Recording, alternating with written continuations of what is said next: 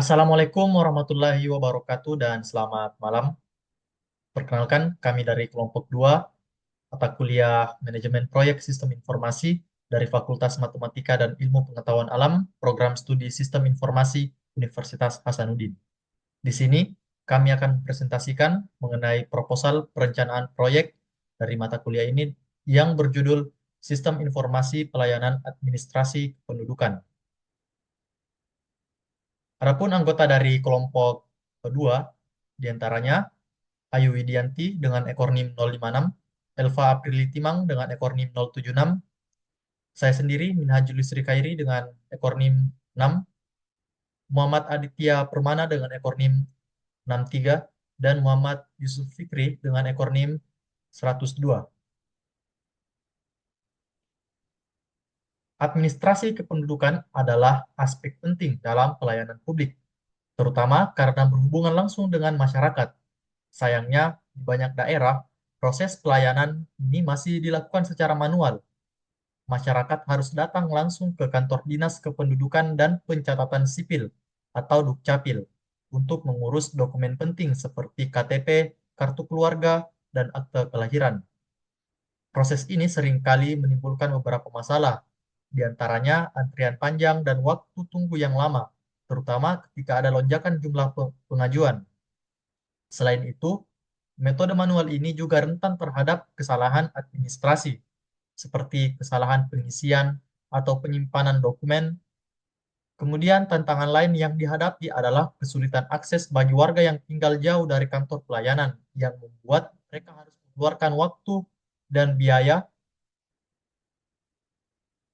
eh, biaya yang lebih.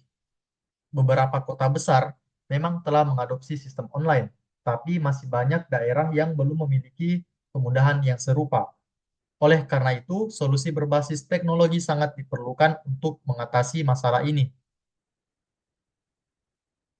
Tujuan dan hasil yang diharapkan, yaitu yang pertama, membangun platform digital untuk pengurusan dokumen kependudukan seperti KTP, KK, akte kelahiran secara online. Sistem ini dirancang agar masyarakat tidak lagi harus datang ke kantor dinas kependudukan dan pencatatan sipil untuk mengurus dokumen penting seperti KTP, kartu keluarga, dan akte kelahiran. Dengan adanya sistem ini, kita berharap dapat mengurangi antrian panjang di kantor pelayanan, sehingga warga bisa mendapatkan layanan yang lebih cepat dan lebih nyaman. Selain itu, sistem ini diharapkan bisa meningkatkan efisiensi operasional di tingkat daerah dan mengurangi beban kerja pegawai di Dukcapil.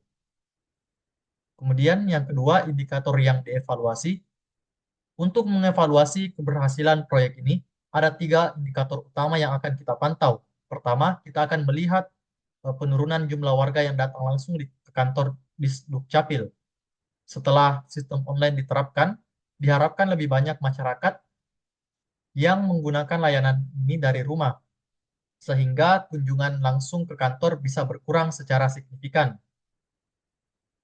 Kedua, kita akan mengukur percepatan proses pengurusan dokumen dengan sistem digital yang mengotomatisasi sebagian besar alur kerja.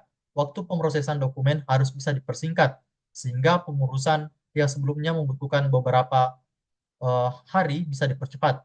Terakhir, kita akan mengevaluasi tingkat kepuasan masyarakat terhadap pelayanan publik. Ini akan dilakukan melalui survei dan umpan balik dari pengguna sistem. Kita akan mengukur seberapa mudah masyarakat menggunakan sistem ini, seberapa cepat respon yang mereka dapatkan, dan bagaimana kualitas pelayanan yang mereka rasakan setelah implementasi sistem. Kemudian, cara mencapai tujuannya, ada beberapa langkah yang akan kami lakukan. Pertama, perencanaan yang matang dimulai dengan analisis kebutuhan baik dari masyarakat maupun pemerintah daerah, sehingga sistem dapat dibangun sesuai dengan kebutuhan. Kami akan menggunakan metode pengembangan iteratif seperti Agile yang memungkinkan sistem diuji dan disesuaikan secara bertahap. Selain itu, penyediaan infrastruktur teknologi juga menjadi prioritas. Kami memastikan sistem berjalan dengan baik melalui server yang andal, koneksi internet stabil, serta keamanan data yang terjamin. Pelatihan juga akan diberikan kepada masyarakat dan pegawai Dukcapil agar mereka siap menggunakan sistem ini. Sebelum peluncuran penuh, kami akan melakukan uji coba dan evaluasi secara berkala untuk memastikan setiap modul berfungsi dengan baik. Kami juga akan menjaga kolaborasi yang efektif antara tim pengembang pemerintah dan masyarakat agar proyek ini dapat berjalan sesuai rencana. Materi selanjutnya akan dijelaskan oleh rekan saya.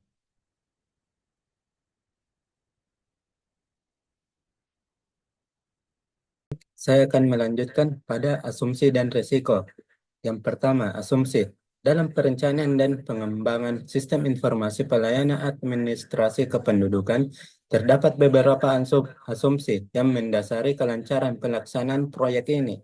Asumsi-asumsi ini diperlukan agar sistem dapat diimplementasikan dan dioperasikan sesuai dengan tujuan yang diharapkan.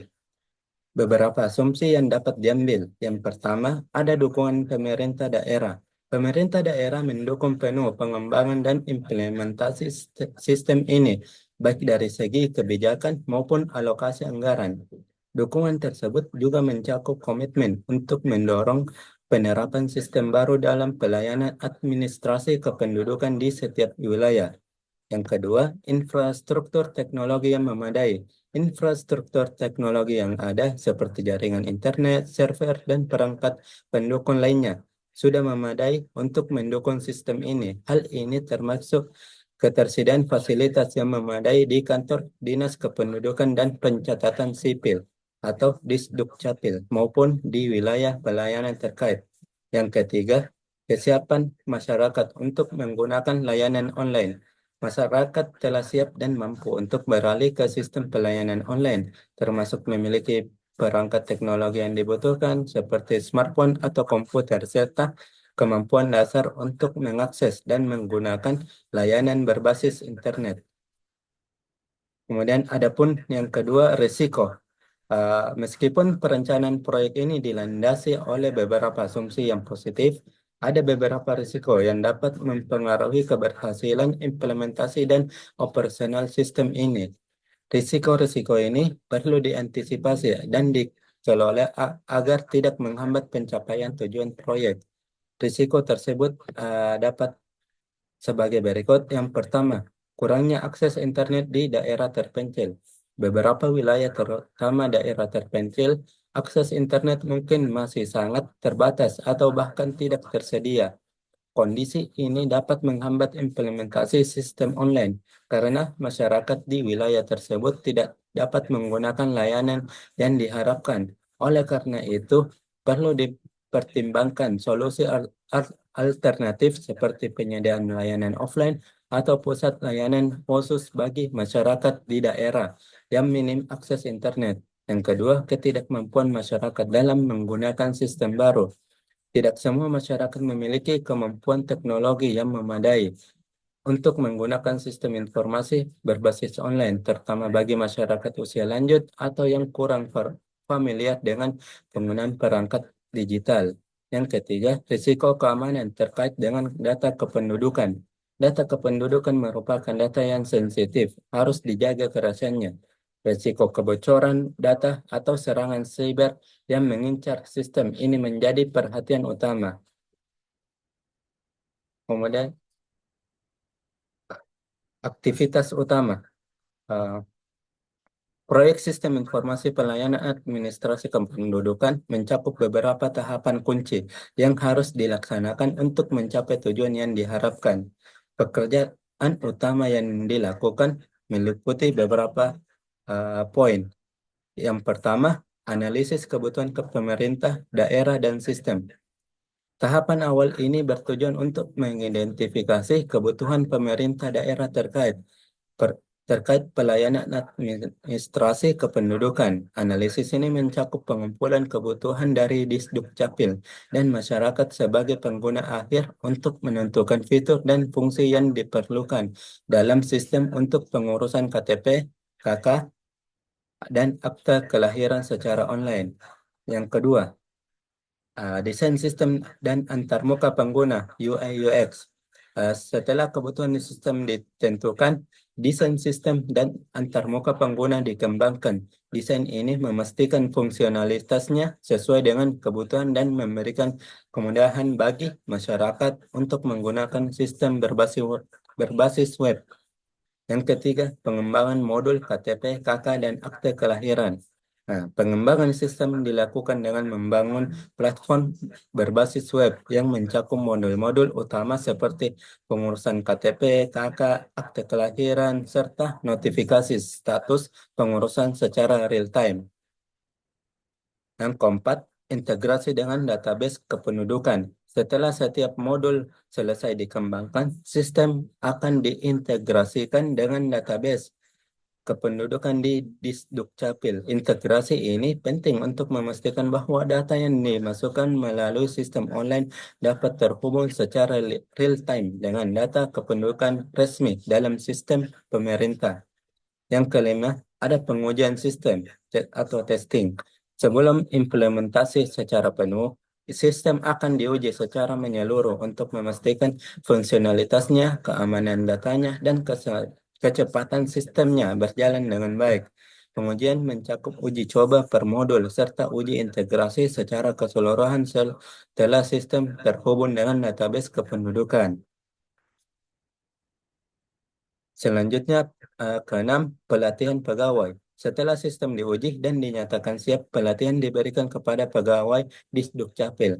Tujuannya agar mereka dapat mengoperasikan sistem dengan baik, termasuk pengelolaan permohonan online dan pemrosesan data penduduk yang telah terintegrasi.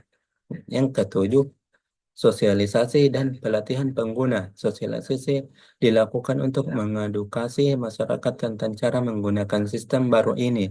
Pemerintah daerah juga akan menyelenggarakan kampanye dan pelatihan untuk mendorong adopsi sistem oleh masyarakat.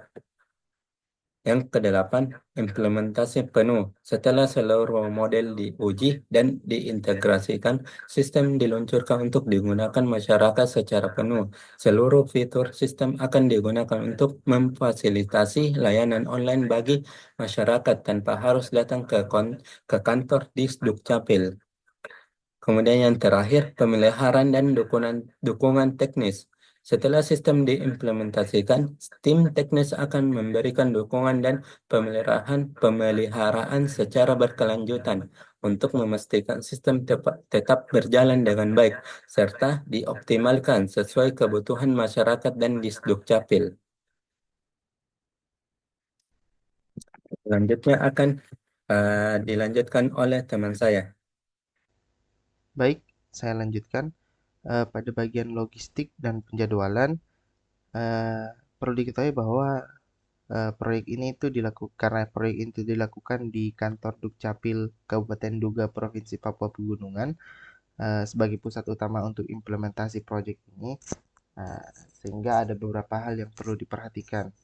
Nah, untuk eh, pemilihan Kabupaten Duga itu sebagai lokasi utama itu didasarkan pada beberapa faktor yang mendesak dan memerlukan kualitas layanan bagi publik yang ada di daerah tersebut. Nah, yang perlu mungkin diketahui pada bagian ini tuh eh, yang pertama itu mengenai jumlah penduduknya. Di Kabupaten Duga ini memiliki jumlah penduduk sekitar 107.000 jiwa yang tersebar di wilayah yang luas dan terisolasi, sehingga akses masyarakat ke layanan-layanan publik itu seringkali mengalami beberapa kendala. Nah, sistem online ini kami harapkan untuk bisa mengatasi permasalahan-permasalahan bagi warga-warga di lokasi tersebut. Kemudian untuk keamanan wilayah pada lokasi Kabupaten Duga ini itu memiliki tingkat yang lumayan rawan sehingga seringkali menjadi halangan bagi warga untuk mengurus dokumen secara langsung di kantor pemerintahan. Nah, sistem yang berbasis web ini itu memungkinkan warga untuk melakukan atau masyarakat melakukan pengajuan layanan dari lokasi yang lebih aman dan mengurangi risiko pada perjalanan. Kemudian areanya itu terpencil dan infrastrukturnya itu terbatas dengan akses transportasi yang ya bisa dibilang seadanya dan teknologi pun yang terbatas. Warga itu termasuk sulit untuk mencapai kantor di Dukcapil. Makanya sistem online ini tuh memungkinkan pengurusan dokumen itu tanpa hambatan geografis pada bagian geografisnya. Kemudian peningkatan sistem informasi administrasinya, sistem ini tuh membantu mempercepat layanan dan mendukung pemerintah di dalam tata kelola dan pencatatan penduduk yang lebih akurat, yang penting bagi berbagai program yang akan dirasakan oleh masyarakat itu sendiri. Contohnya seperti kesehatan, pendidikan, dan bantuan sosial. Oke, baik, kita lihat untuk penjadwalan pada program ini. Eh, Bisa kita lihat bahwa ini adalah tabel rencana kegiatan. Terdapat beberapa kegiatan di sini. Nah, yang pertama itu ada kegiatan analisis kebutuhan pemerintah daerah. Nah, bisa kita lihat kita perlu menganalisis kebutuhan pemerintah daerah dan sistemnya itu kurang lebih durasinya sekitar 20 hari. Dan selanjutnya itu pada desain sistemnya serta UI UX-nya itu durasinya itu 30 hari dan dia dependensinya itu pada kegiatan pertama, sehingga kita perlu menyelesaikan analisis kebutuhan terlebih dahulu, kemudian kita bisa mendesain sistem dan antarmuka atau UI UX sistemnya. Kemudian setelah itu terdapat pula pengembangan modul KTP, KK, dan akte kelahiran. Nah, ini durasinya itu cukup lama, sekitar 70 hari, dan dependensinya itu pada kegiatan sebelumnya, kegiatan B. Jadi kita perlu menyelesaikan juga terlebih dahulu desain sistem UI UX-nya, dan baru kita bisa melaksanakan pengembangan modul KTP, KK, dan lain-lainnya. Kemudian integrasi dengan database itu eh, durasinya itu sekitar 14 hari, dan dia merujuk pada atau bergantung pada kegiatan C. Setelah kegiatan C selesai, kita bisa mengintegrasikan sistem kepada database kependudukan. Nah, kemudian untuk pengujian sistem yang telah dibuat itu berdurasi 21 hari, dan ini juga mengharuskan untuk setelah terintegrasinya eh, database dengan sistem yang ada, baru kita bisa melakukan pengujian atau testing. Nah, kemudian pada pelatihan pegawainya itu setelah semua sistem kita buat, sistem berbasis teknologi sistem informasi kita buat, baru kita melakukan pelatihan pada pegawai, di mana durasinya itu hanya 4 hari. Nah, kemudian setelah itu kita baru sosialisasi dan pelatihan pengguna. Nah, setelah kita melakukan testing dan pelatihan pegawai, artinya sistem ini sudah terbentuk dan sisa kita sebarkan kepada masyarakat, kepada pengguna untuk mengedukasi pengguna bagaimana cara penggunaan aplikasi ini, sehingga pada saat aplikasi itu sudah publish sampai kepada end usernya, orang-orang itu sudah tidak bingung lagi bagaimana aplikasi ini digunakan. Nah, durasi untuk sosialisasi itu sekitar 10 hari. Dan ini dilakukan juga setelah pegawai itu betul-betul sudah terlatih menggunakan sistem yang telah dibuat ini. Dan implementasi penuhnya itu ya setelah bersamaan ataupun eh, setelah pelatihan pegawai, sebenarnya sudah bisa dilakukan implementasi penuh jika kita sudah sampai kepada masyarakat, eh, kita sudah mengedukasi masyarakat untuk bagaimana menggunakan sistem atau aplikasi ini. Nah, kemudian yang terakhir itu pemeliharaan dan dukungan teknis. Nah, pemeliharaan dan dukungan teknis ini itu durasinya 7 hari, dan pemeliharaan atau dukungan teknis itu bisa dilakukan setelah implementasi penuh dilaksanakan dan sudah sosialisasi kepada end usernya itu sendiri. Oke, eh, selanjutnya itu untuk ya ini mungkin jaringan penjadwalannya bisa kita lihat di sini seperti penjadwalan yang dilihat tadi. Nah, berkaitan dengan jaringan penjadwalan itu yang di atas bisa kita lihat, jika kita melakukan perhitungan maka didapatkan bahwa eh, project ini itu total hari yang dibutuhkan durasi yang dibutuhkan sampai proyek ini selesai yaitu sekitar 177 hari atau kurang lebih itu selama 6 bulan.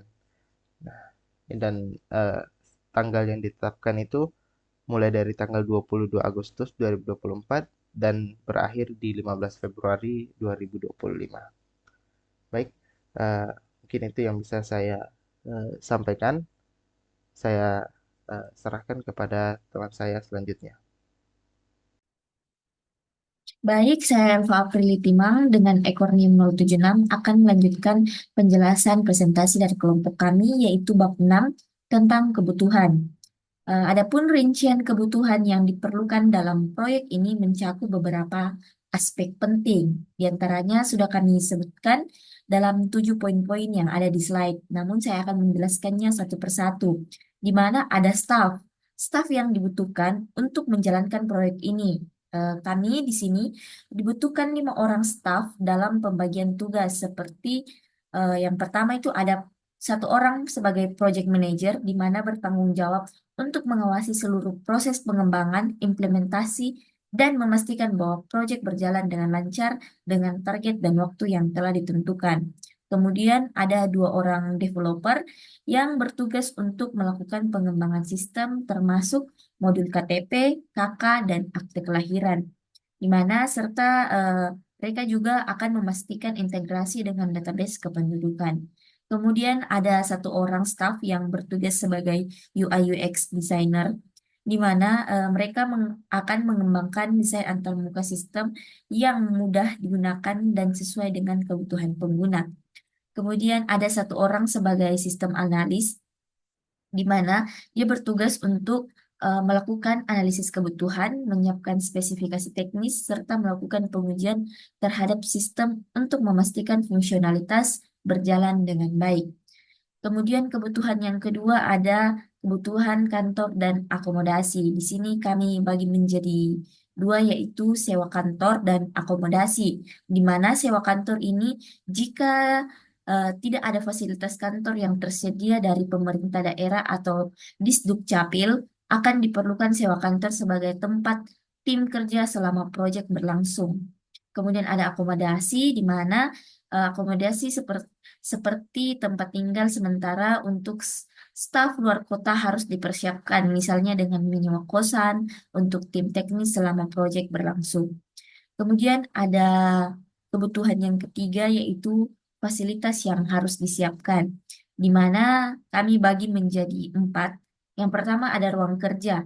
Di sini dilengkapi dengan meja, kursi, dan perangkat komputer untuk tiap anggota tim. Kemudian ada internet berkecepatan tinggi, di mana internet ini dibutuhkan sebagai fasilitas internet yang sangat stabil eh, untuk mendukung proses pengembangan sistem, pengujian, serta komunikasi dengan para stakeholder. Kemudian ada meeting room untuk digunakan sebagai tempat rapat atau koordinasi antar tim dan stakeholder. Dan kemudian yang keempat ada peralatan komputer. Setiap anggota tim memerlukan laptop atau komputer dengan spesifikasi yang mendukung pengembangan perangkat lunak. Kemudian kebutuhan yang keempat ada perlengkapan, di mana pada perlengkapan ini kami bagi menjadi 3, di mana ada peralatan kantor, seperti alat tulis, printer, kertas, dan keperluan lain untuk mendukung kegiatan administrasi proyek ini. Kemudian yang kedua ada perangkat lunak, di mana lisensi perangkat lunak untuk pengembangan seperti Integrated Development Environment. Kemudian ada aplikasi desain serta tools pengelolaan proyek. Dan yang ketiga ada server, di mana diperlukan server yang baik secara fisik maupun cloud untuk menghosting situs sistem yang dikembangkan dan untuk penyimpanan data selama tahap pengembangan dan testing. Kemudian ada kebutuhan yang kelima yaitu biaya insidental. Biaya ini mencakup pengeluaran yang tidak terduga selama proyek berlangsung seperti perbaikan perangkat keras, pembelian perangkat tambahan, dan biaya lainnya yang tidak terduga. Perkiraan biaya insidental ini dapat disiapkan sekitar 10% dari total anggaran proyek. Kemudian yang keenam ada lamsam, di mana lamsam ini kami bagi menjadi dua, yaitu gaji ekstra staf dan estimasi lamsamnya, di mana gaji ekstra ini jika ada staf yang bekerja di luar jam kerja reguler atau dinas luar, misalnya kunjungan ke kantor pusat Dukcapil atau daerah lain, perlu disiapkan anggaran untuk honor atau insentif tambahan.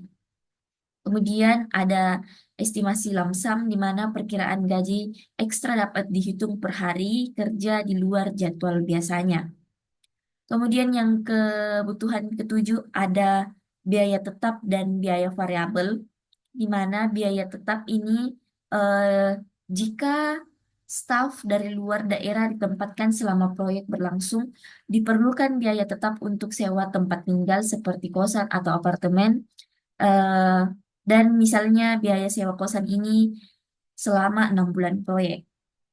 Kemudian ada biaya variabel di mana biaya variabel ini termasuk dalam biaya listrik, air, dan utilitas lainnya dapat berubah sesuai dengan penggunaan selama proyek berlangsung.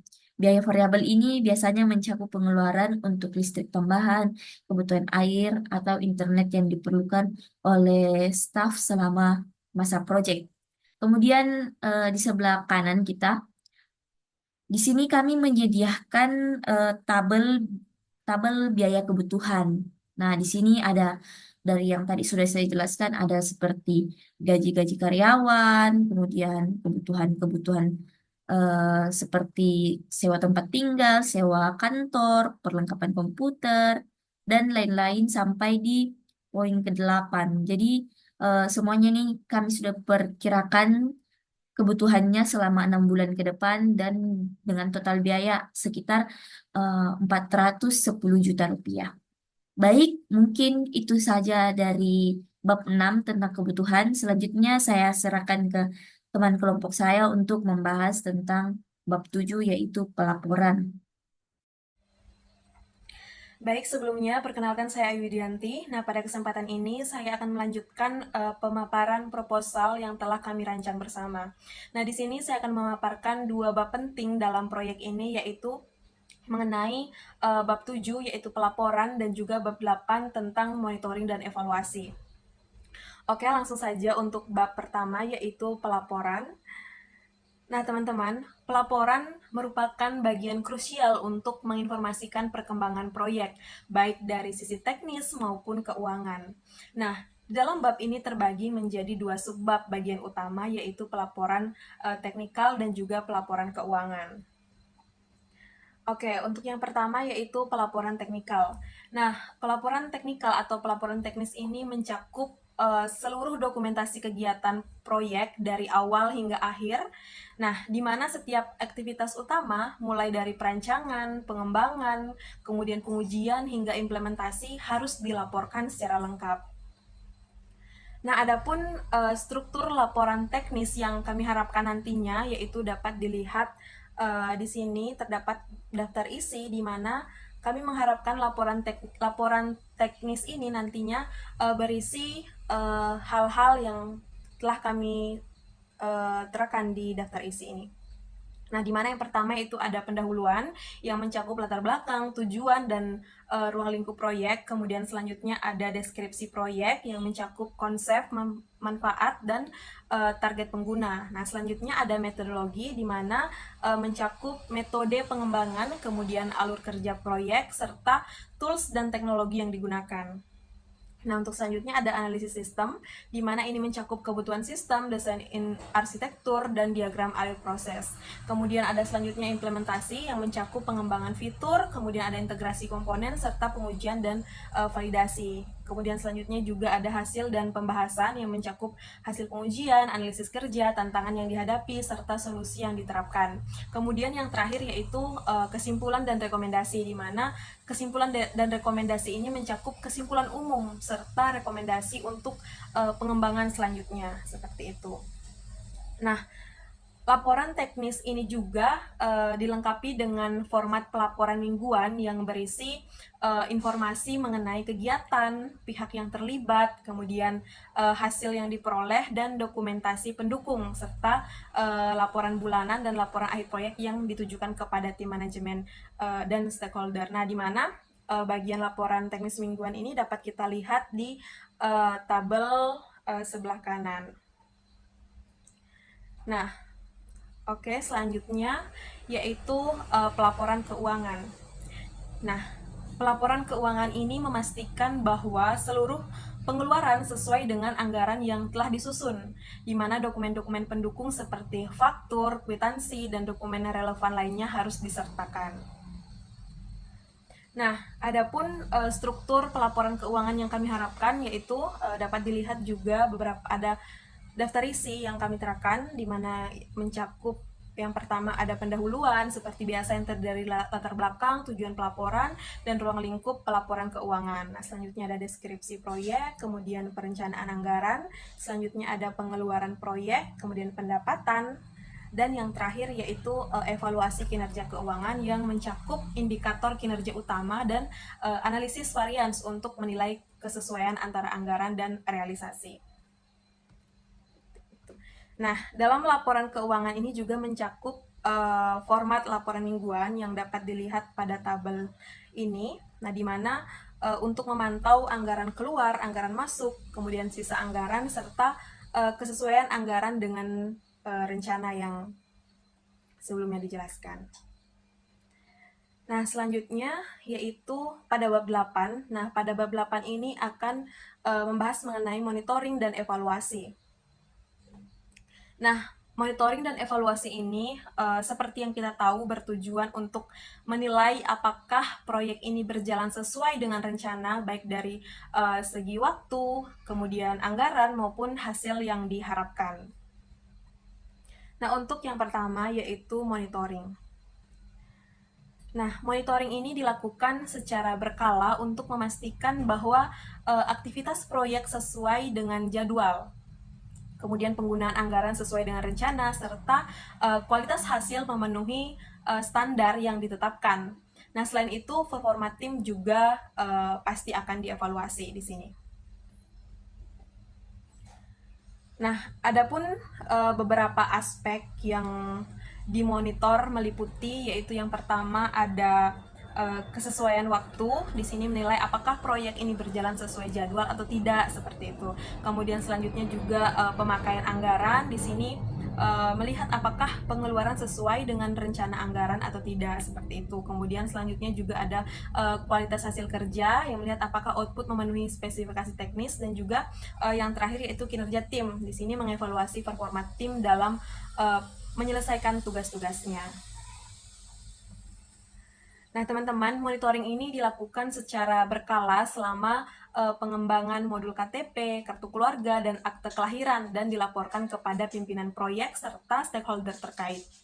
Nah, selanjutnya evaluasi ini menggunakan evaluation scaling yang mengacu pada skala KFW dengan 6 tingkatan kesuksesan proyek, mulai dari sangat sukses hingga sangat gagal. Nah, oke, selanjutnya yaitu evaluasi. Nah, seperti yang kita ketahui, evaluasi ini pasti dilakukan di akhir proyek untuk menilai apakah untuk menilai keberhasilan berdasarkan 6 kriteria evaluasi atau SIG Evaluation Criteria and Rating Scale, yaitu relevansi, koherensi, efektivitas, efisiensi, dampak, dan keberlanjutan. Nah, jika kita lihat di sini relevansi, di sini akan menilai apakah proyek ini akan mengevaluasi apakah proyek ini sesuai dengan kebutuhan dan prioritas yang telah ditetapkan. Kemudian selanjutnya koherensi ini mengevaluasi apakah proyek selaras dengan intervensi lain dan bekerja sama baik dengan mitra. Kemudian selanjutnya ada efektivitas, apakah mengevaluasi apakah tujuan proyek ini telah tercapai atau tidak, seperti itu. Kemudian selanjutnya ada efisiensi, di mana mengevaluasi apakah sumber daya yang digunakan secara ekonomis. Kemudian ada dampak, di sini mengevaluasi bagaimana perubahan yang dihasilkan dari proyek terhadap kelompok sasaran. Dan yang terakhir yaitu ada keberlanjutan, di mana ini dievaluasi apakah dampak proyek dapat bertahan dalam jangka panjang. Nah, seperti itu. Nah, suatu proyek ini dapat dianggap berhasil jika efektivitas, dampak, dan keberlanjutan mencapai setidaknya peringkat cukup sukses. Nah, hasil evaluasi ini akan menjadi dasar rekomendasi untuk perbaikan dan pengembangan proyek di masa depan. Nah, seperti yang dapat kita lihat pada tabel di samping, nah di sini ada skala evaluasi proyek. Ini terbagi menjadi 6 tingkatan. Yang pertama yaitu ada very successful, kemudian ada sukses, kemudian ada cukup sukses, nah kemudian ada sebagian sukses, gagal, kemudian ada sangat gagal. Nah, itulah tadi yang sempat saya singgung sebelumnya. Nah, di sini kita menilai itu berdasarkan dari 6 tingkatan ini. Oke, itulah tadi yang dapat saya sampaikan mengenai bab 7 pelaporan serta bab 8 mengenai monitoring dan juga evaluasi. Demikian presentasi dari kelompok kami. Kami berharap apa yang kami sampaikan dapat bermanfaat dan memberikan pemahaman yang baik kepada teman-teman semua. Dan saya akhiri dengan wassalamualaikum warahmatullahi wabarakatuh.